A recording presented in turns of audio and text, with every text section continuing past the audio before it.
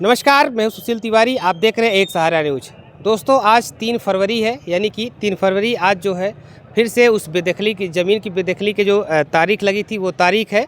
और आज की तारीख पे एक बार फिर से ग्राम प्रधान जी हमारे साथ हैं और ये कोर्ट पहुंच चुके हैं।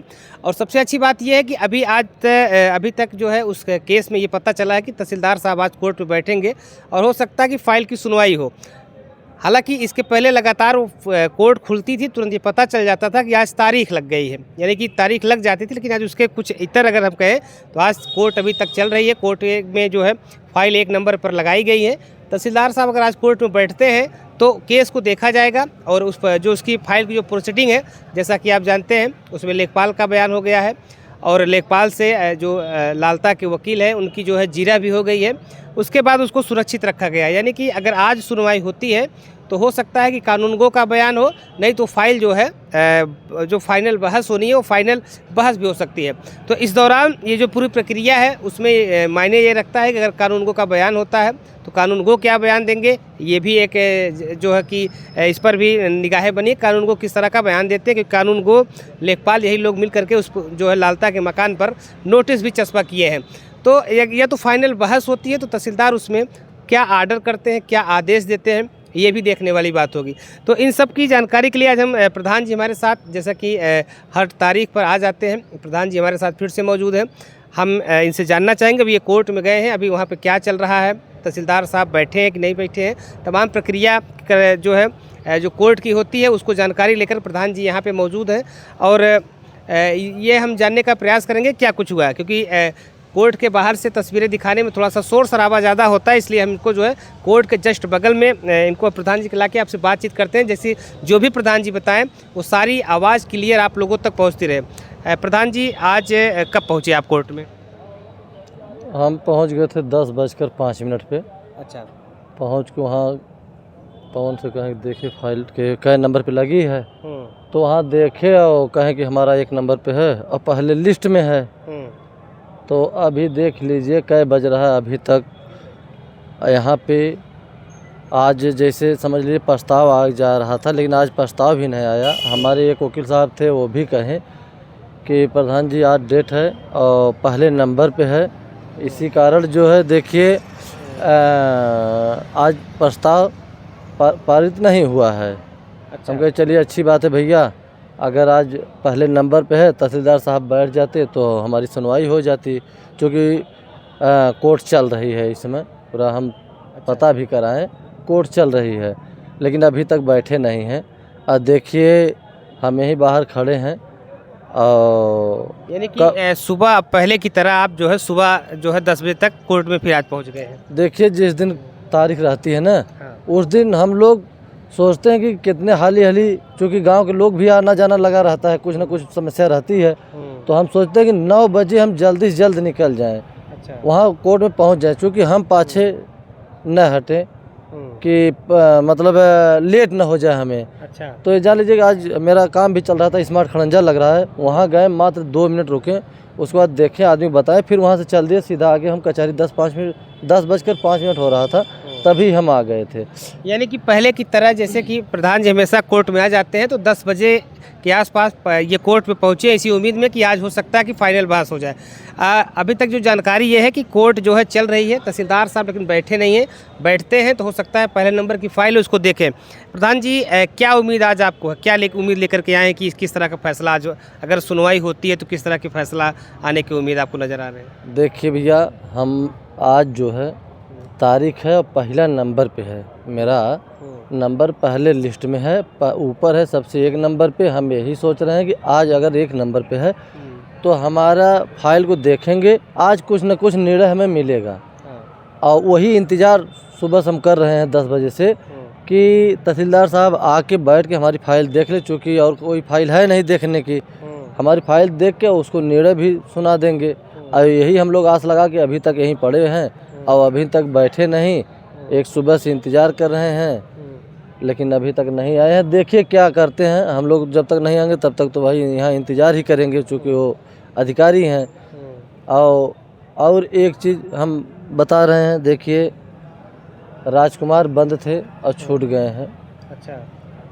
अब उस दिन देखिए चैनल पे भी बताए थे, अनुराग के पिताजी की रात में आए थे वो, जिस दिन छूटे उसी दिन रात 11-12 बजे पहुंच गए थे उनके घर के बगल में। वो बच्चियां देखी, चिल्ला के भागी। उसके बाद जो है अपना राजकुमार फिर निकल गए। और देखिए लोकल में ही टहल रहे हैं। देखिए अंदर गए थे, जब अंदर गए वहाँ पे जेल में, तो वहाँ पे लालता से मुलाकात हुई और रमेश से मुलाकात हो गई होगी, राजेश से हुई होगी, फिर लालमोहन से। ये चारों पांचों लोग इकट्ठा होके अपना जो विचार विमर्श किए होंगे उसी हिसाब से राजकुमार और जो उनके मुलाकाती जा रहे हैं। समझ लीजिए कि जैसे उनके नात रिश्तेदार हो गए, लालमोहन के साला वाला हो गए, राजकुमार के साला हो गए, ये सब बराबर आना जाना लगा है। लालता के दामाद भी हैं, बराबर आना जाना लगा है उन लोगों का। समझ लीजिए कि जैसे जैसे लालता अपना पूरा विधान रच के बताते हैं वैसे वैसे सब चल रहे हैं। नहीं तो अब सोच लीजिए कि राजकुमार जेल से छूटने के बाद उन्हें तो यहाँ दिखाना ही नहीं चाहिए, लेकिन वो छूटने के बाद 11 बजे रात को 12 बजे रात को आ जा रहे हैं अनुराग के घर के बगल में। तो सोच लीजिए कि उन लोगों का क्या विचार क्या भावना है। फिर और जो नात रिश्तेदार हैं वो भी टहल रहे हैं। देखिए लोगों से मिलने जाते हैं, जेल में लोगों से मिलने भी जाते हैं। और लालमोहन का साला जो है राम संहार और एक का नाम मुकेश है, वो सब बराबर आना जाना लगा है उन लोगों का। अच्छा।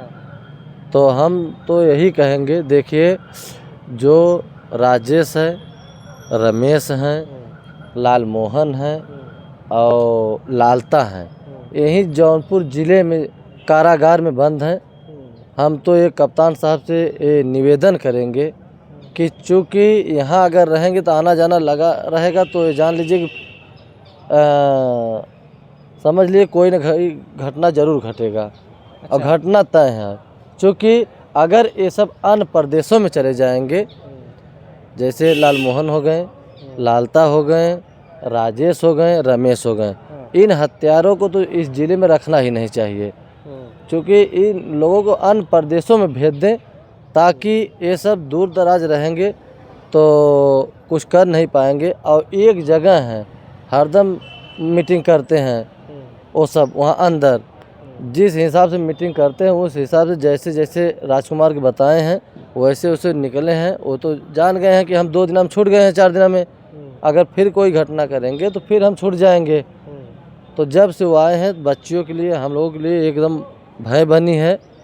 हम तो ये निवेदन करेंगे कप्तान साहब से, डीएम साहब से, कि इन हत्यारा को अन्य जिला, अन्य प्रदेश भेजा जाए, ताकि ये समझ लीजिए जेल में नहीं समझ रहे हैं, ये सब ये सोच रहे हैं कि हम जो है कि समझ लीजिए घर बैठे हैं, इस तरीके से वहाँ पे हैं।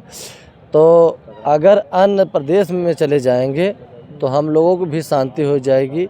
समझ लीजिए उन लोगों को तन्हाई में करना चाहिए। और बिल्कुल देख सकते हैं ये प्रधान जी बता रहे हैं कि अभी हालांकि अनुराग के परिवार से मेरी मुलाकात नहीं हुई, लेकिन ये बता रहे हैं कि राजकुमार बाहर जो है शायद छूट करके आ गया है।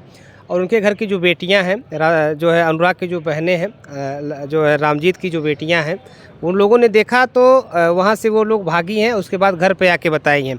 और राजकुमार बता रहे हैं कि बाहर आ गया है और उन लोगों से मिल करके बाहर आया जो उसके घर के अन्य सदस्य जो है जेल में बंद है। ऐसे में खतरा जो है वो ज़्यादा नज़र आई। ये प्रधान जी का कहना है। ये प्रधान जी बहुत बड़ी बात ये कह रहे हैं कि अगर राजकुमार बाहर आ गया है उन लोगों से मिल करके, तो हो सकता है कुछ और बड़ा मामला आगे होने की आशंका इस तरह से जताई जा रही है। तो कप्तान साहब से मांग भी करते हैं कि इनके जो लोग मिलने जाते हैं, इनके रिश्तेदार जो मिलने जा रहे हैं, और इनको जो है अदर जेलों में इनको शिफ्ट किया जाए, जिससे इनकी मुलाकात ना हो पाए। और जो अभी आने वाले समय में जो खतरा महसूस इन लोगों को हो रहा है उससे इनको निजात मिल जाए। अगर आज तारीख पड़ जाती है प्रधान जी, फिर से एक बार तारीख पड़ती है, तो आप क्या कुछ करेंगे? तहसीलदार साहब से मिलेंगे कि फिर ऐसे ही चले जाएंगे? क्योंकि लोग परेशान हो चुके हैं तारीख पे तारीख को देखते हुए। देखिए अगर आज तहसीलदार साहब बैठेंगे तो फाइल का अगर निर्णय दिए तो ठीक नहीं, हम उनसे खुद बात करेंगे और कहेंगे तहसीलदार साहब अगर ऐसे हिला हिवाली करेंगे आप तो कैसे काम चलेगा। डायरेक्ट उनसे फेस टू फेस बात करेंगे हम। अगर उसका निर्णय दीजिए, क्योंकि देश प्रदेश विदेश सब इसी का इंतज़ार कर रहा है कि कब उसका न्याय मिलेगा। तो अगर करना है ठीक है, अगर नहीं भी करना है तो उसको आप कह दीजिए कि नहीं हमारे बस का नहीं है, हम नहीं कर पाएंगे। तो हम अपना प्रक्रिया जो जारी किए हैं, हम अपना फाइल तैयार कर रहे हैं, तो हम अपने हिसाब से अपना लग जाएं करें, क्या जो है दौड़ दौड़ कोर्ट आएँ। तो लेकिन अभी तक बैठे नहीं हैं। अगर बैठ गए तो हम उनसे ज़रूर बातचीत करेंगे, तहसीलदार साहब से बात करके और उनसे कहेंगे हमें साफ़ सुथरी बताइए। अगर हो जाएगा ठीक है, अगर नहीं भी करना है तो उस हिसाब से सिर्फ बताइए कि नहीं तारीख ही तारीख देना है, और उनसे हम बात करेंगे फेस टू फेस। हमारी एकदम दिल में इच्छा है कि वो बैठे, हम बात करें उनसे। बिल्कुल देख सकते हैं ये ग्राम प्रधान वीरेंद्र यादव जी हैं और ये कह रहे हैं कि आज जो है अभी तक तो फाइल लगी है और सुनवाई के जो आसार है वो अभी भी बरकरार हो सकता है। सुनवाई हो उस कोर्ट में, क्योंकि नंबर 1 पे फाइल लगी है। 1 नंबर पर फाइल लगने के कारण ये कि तहसीलदार बैठते, हो सकता है पहली फाइल वही देखते हैं। अगर तहसीलदार कोर्ट पे नहीं बैठते हैं, तारीख लग जाती है, तो प्रधान जी कह रहे हैं कि हम उनसे मुलाकात करेंगे और पूछेंगे सर ऐसा कब तक चलेगा, तारीख पे तारीख इस तरह से लगती रहेगी। अगर तारीख पर तारीख ही देना है तो आप बताइए, हम अपनी प्रक्रिया चालू करेंगे, क्योंकि भूमि प्रबंधन समिति के तहत इनके पास पावर होता है कि किसी भी भूमि को चिन्हित करके वहाँ पे कोई नया कार्य करवाने के लिए ये अपने सरकारी ज़मीन जो गांव की होती है उस पर ये फैसला ले सकते हैं। हालांकि उसमें और भी जो प्रोसेस होगा उसकी बहुत डिटेल हमारे पास तो नहीं है, लेकिन ये है कि इनके बताने के साथ ये अपना प्रक्रिया चालू कर चुके हैं। तो फिलहाल लोगों की एक उम्मीद है कि आज कोर्ट चल रही है, हो सकता है उस पर जो फाइनल बहस की होने की बात कही जा रही, हो सकता है फाइनल बहस हो जाए और कोई उस पर जो है फैसला आ जाए।